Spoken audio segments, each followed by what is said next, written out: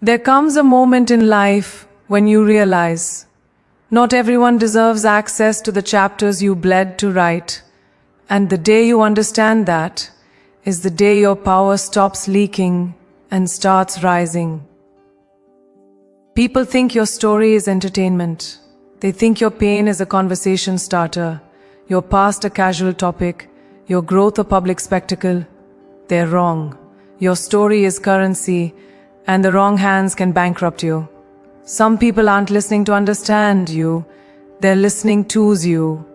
And that's the part most people never recognize until the damage is already done. You think you're opening up, building trust, creating connection. Meanwhile, they're quietly taking notes, analyzing every crack, every hesitation, every wound. They're not hearing your story with compassion. They're hearing it with calculation. And once you realize that, you start looking at conversations differently. You stop offering unearned transparency. You stop believing that every ear is a safe place to land. There are people in this world who study you the way an enemy studies a map, just to figure out where the weak spots are. They ask you questions that feel caring, but their intentions are anything but. They want to know what broke you, not so they can help you heal, but so they know exactly where to attack if you ever stop being convenient for them. They want to know what you fear, not to reassure you, but to have leverage. And the moment your relationship with them shifts, that information becomes ammunition. Not everyone is applauding your honesty. Some are just gathering data. The truth is, some people want proximity to your story without earning proximity to your soul. They want access to the most delicate parts of you without giving anything real in return. They'll sit in front of you with a straight face, nodding, making you believe they're aligned with you. But behind that face is curiosity, not care, interest, not intention. Sharing your deepest experiences with someone like that doesn't create connection, it creates exposure. You end up emotionally naked in front of someone who only came to watch, not to protect. And this world is full of people who confuse access with entitlement. They believe that because they are present, they should be permitted to know everything. They believe that because you've spoken once, you owe them the whole story. But they weren't with you in the dark when you fought for yourself. They weren't beside you in the moments when breaking felt easier than breathing. They didn't bleed with you. So why should they get to read the chapters written in your blood? The truth is, you owe no one your pain on demand. You owe no one your past in detail. Your story is a privilege, not a right. When you share your story with the wrong people, you don't just lose privacy, you lose power. Because suddenly, someone else holds pieces of your life that they didn't earn, don't respect, and won't protect. And that's why so many people walk around feeling drained after sharing their truth they poured into hands that were never meant to carry them. You can be honest without being exposed. You can be open without being vulnerable to the wrong audience. Not everyone deserves the keys to your inner world. So let this be the shift. Start watching who listens to you and how they listen. Pay attention to the people who lean in with empathy versus the ones who lean in with curiosity. Pay attention to the ones who give insight versus the ones who just gather information. Your story is sacred, and the ones who truly care about you will treat it that way. The rest, they were never meant to hear it in the first place. Healing isn't a performance. It isn't something you owe the public, your friends, or the people who think they have a front row seat to your life. Healing is personal work, and personal work requires space, real space, sacred space. When you invite too many voices into that process, you invite noise, and noise disrupts clarity. You start questioning your own progress because you're busy filtering through everyone else's opinions. You start doubting your own steps because someone said you should have healed faster, differently, or more gracefully. And suddenly, what was supposed to be your restoration becomes a reaction to other people's expectations. The truth is, every time you share every detail of your healing journey, you're giving people the power to shape how you feel. They comment, they compare, they judge, and without realizing it, you internalize it. Their opinions become a weight, And healing is already heavy enough. You don't need commentary, you need calm. You don't need judgment, you need understanding. You don't need pressure, you need space. The outside world has a way of turning your personal victory into public debate, and nothing slows healing like the fear of being misunderstood or misinterpreted. Some people don't want to see you heal, they want to watch you struggle. They're not invested in your breakthrough, they're invested in your breakdown because it makes them feel better about their own stagnation. When you make your healing journey too visible, you expose yourself to people who feed off your vulnerability instead of supporting your growth. They turn your setbacks into stories and your progress into predictions. They don't see the fight it takes for you to show up every day. They only see the moments that serve their narrative. And that's why healing in private isn't selfish, it's self-protection.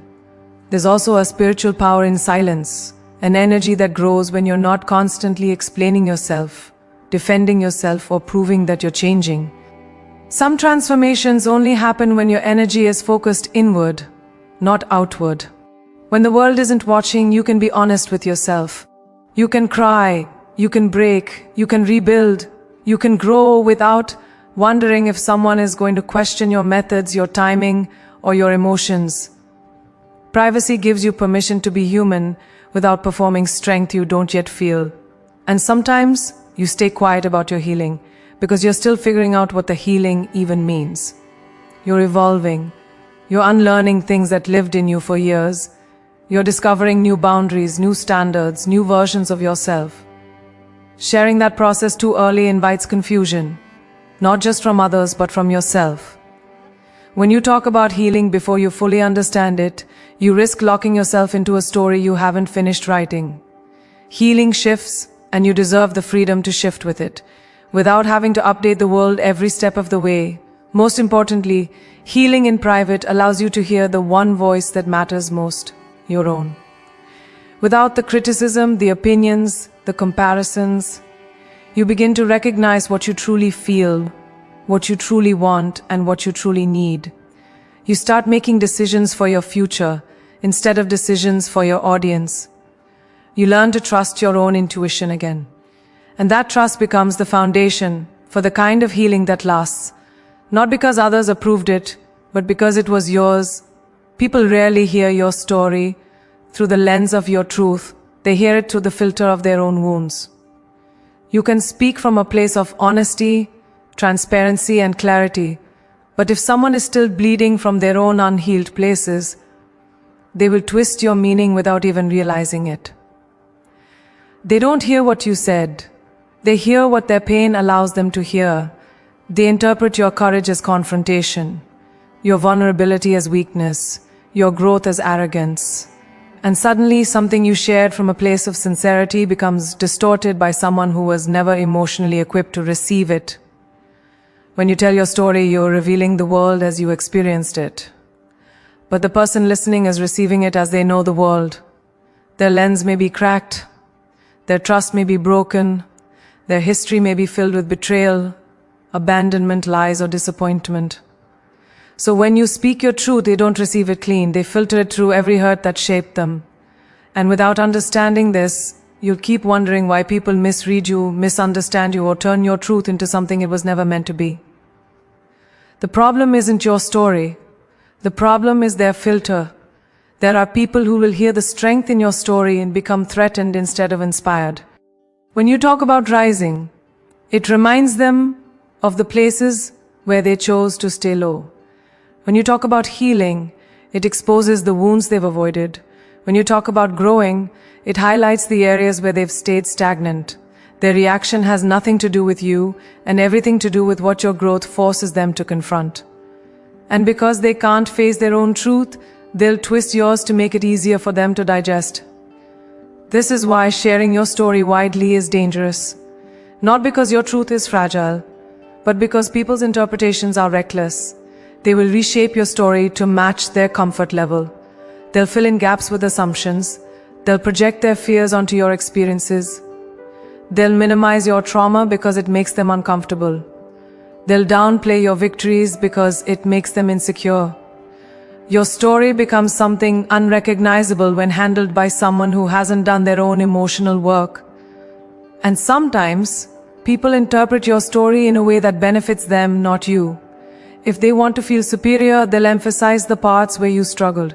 If they want to feel needed, they'll exaggerate your past weakness. If they want to discredit you, they'll focus only on your failures. Your truth becomes a tool for them to validate themselves. They won't celebrate the full picture, because acknowledging your strength would threaten the role they want to play in your life. Their interpretation becomes less about understanding you and more about preserving their own ego. This is why you must be selective, deeply selective, about who you trust with your experiences. Not everyone has healed enough to handle your truth with integrity. Not everyone has matured enough to listen without projecting. Not everyone has the emotional intelligence to receive your story the way you intended it. Some people can only meet you at the level of their wounds, not the depth of your truth. And the moment you understand that, you begin to guard your story with wisdom, not fear. Oversharing doesn't make you powerful, it makes you exposed. There's a difference between being open and being unguarded, and too many people confuse the two. When you reveal too much too soon, you give others a blueprint of how to navigate you, manipulate you, or destabilize you. What you think is connection often becomes vulnerability without protection. People don't need to know every fear, every mistake, every insecurity you've ever lived through, not because you should be ashamed, but because not everyone has the maturity or integrity to hold that information with respect. When people know your weak spots, they know where to strike when the relationship shifts. The same person who once said, "You can trust me," can later become the one who weaponizes your words.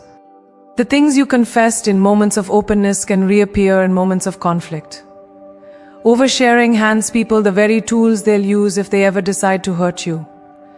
And once you've given someone that level of insight, you can't ungive it. You can't take back what you've revealed. You can only deal with the fallout of misplaced trust, wishing you had kept more of yourself to yourself. Some people are drawn to your vulnerability, not because they care, but because it gives them power. They love the feeling of being the one you turn to, the one who knows your secrets, the one who has access to your softer side.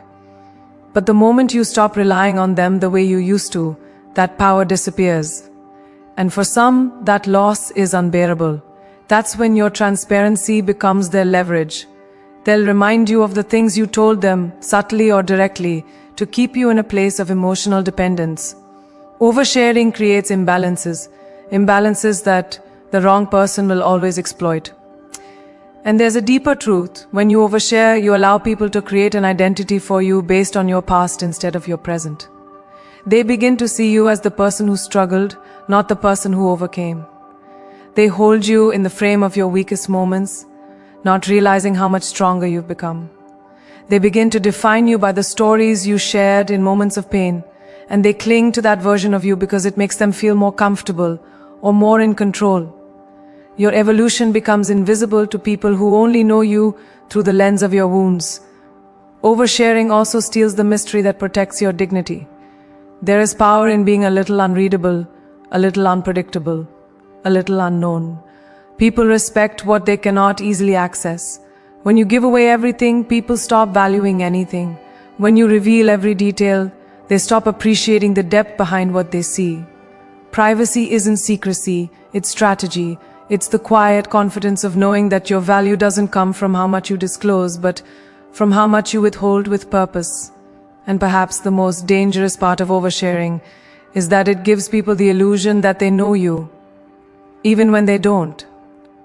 They take the fragments you revealed and stitch together a version of you that fits their comfort, their assumptions, their narratives. They stop asking deeper questions because they believe they already have the answers. They stop seeing you as a layered human being and start seeing you as the story you told them in a moment of trust. When you overshare, you don't just expose your past, you limit your future in the eyes of those who were never meant to hold the full truth of who you are. You are a work in progress, and there is nothing weak, wrong, or shameful about that. But the danger comes When you share your story with people who treat your progress like it's your permanent identity. You may be in the middle of rebuilding, redefining, rediscovering who you are, but if you share too early, people freeze you in the state they met you. They stop seeing your potential and start seeing your process. They assume that the chapter you're living right now is the whole book. And once people lock you into a version of yourself, it becomes much harder for them to recognize the person you're becoming. When you reveal your story while you're still healing, still learning, still figuring out which direction you are headed, people feel entitled to interpret your life from the outside. They pick apart your decisions because they don't understand the context. They question your timing because they don't know the battles you've already survived. They judge your progress because they don't see the internal work you're doing. When you share unfinished pieces of yourself, you give others the chance to critique a masterpiece that isn't done yet. A masterpiece that was never meant for their approval. People often misunderstand transitions because transitions look messy. Growth sometimes looks like confusion, like backtracking, like inconsistency. When someone meets you during a moment of transition, they might assume that your uncertainty defines you. They don't realize that transformation requires moments of chaos. They don't realize that becoming someone new means breaking patterns, letting go of old identities, and learning new truths about yourself. They don't realize that what looks like instability is actually the groundwork for strength. And when people can't see the bigger picture, they misinterpret the middle. And the middle is the most misunderstood part of any journey. It's the part where you're no longer who you were, but not quite who you're becoming. It's the part where things don't make sense yet, even to you. It's the part where you might be tired, unsure, hopeful, afraid, all at the same time. Sharing your story in these moments invites opinions, confusion, and criticism from people who don't know what it takes to evolve. They see your rebuilding process as weakness, not realizing it's the most courageous work you'll ever do. When you keep your story private during these stages, you give yourself the freedom to grow without being defined by anyone else's understanding or misunderstanding of you. You protect the space you need to experiment, to change direction, to make mistakes, to outgrow old versions of yourself without someone reminding you who you used to be. Privacy gives you room to evolve without the pressure of an audience expecting you to stay the same. It allows your transformation to unfold naturally, instead of being shaped by external voices that don't know your journey. And sometimes, the reason you don't share your story yet is because you haven't even processed it yourself. You're still learning what it means. You're still discovering what it taught you. You're still figuring out what this chapter represents in the bigger story of your life. Sharing too soon can interrupt your own understanding. It can pull you out of the internal reflection you need to gain clarity. It can make you explain things you haven't fully grasped. Your growth deserves time, your story deserves maturity, and your future deserves the peace that comes from letting your transformation solidify before the world has anything to say about it. When you choose silence, you learn more about people than you ever could through words. Silence is revealing. Silence exposes motives.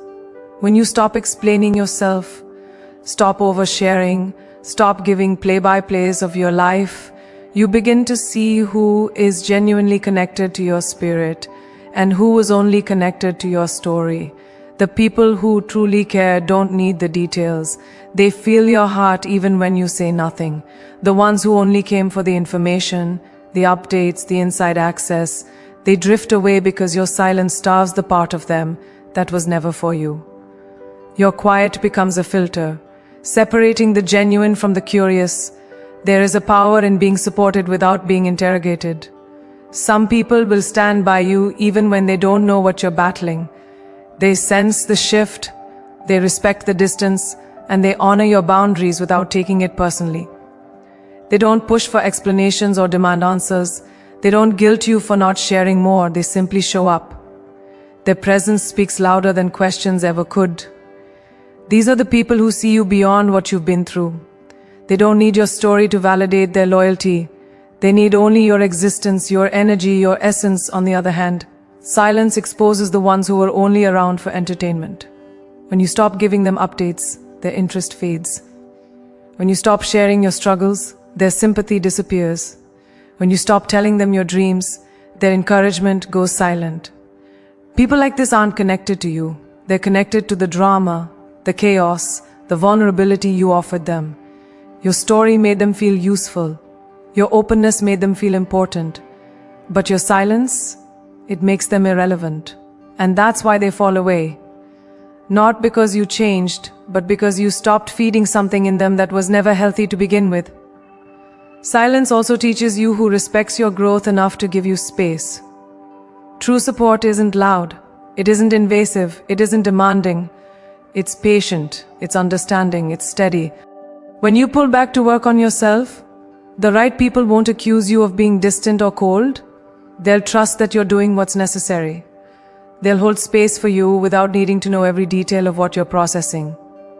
Their love isn't conditional on access. Their loyalty isn't dependent on information.